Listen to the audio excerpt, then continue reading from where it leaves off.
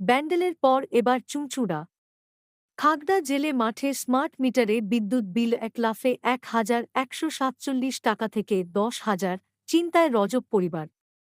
ব্যান্ডেলের smart meter বিতর্কের রেশ কাটতে না কাটতেই এবার একই অভিযোগ উঠল চুঁচুড়ার খাগড়া জেলে মাঠে।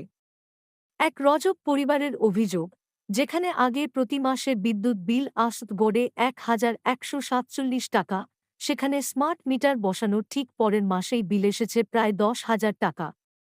এই অস্বাভাবিক বিল দেখে হতবাক ওই পরিবার।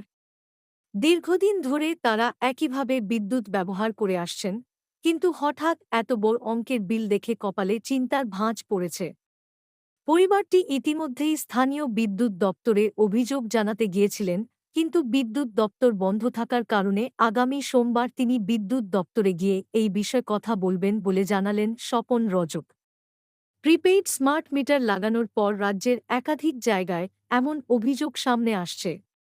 কোথাও মাসিক বিল দ্বিগুণ, কোথাও বা ১০ গুণ, যা নিয়ে রাজ্য জুড়ে ক্রমেই বাড়ছে অসন্তোষ ও প্রতিবাদ।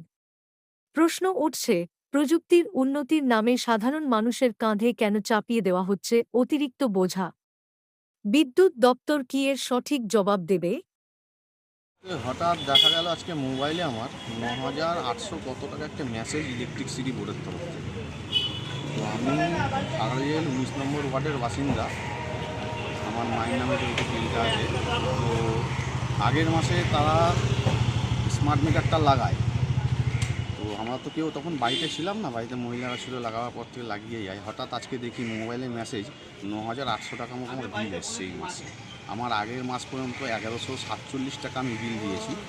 তো এই বিলটা যে এসছে, এটা মানে আমরা কীভাবে কী করালাম না করালাম, তার জন্য আমি আজ রাইট অফিসে গেছিলাম। আজ রাইট অফিস বন্ধ, তারপর মনে হয় সোমবার যখন খুলবে।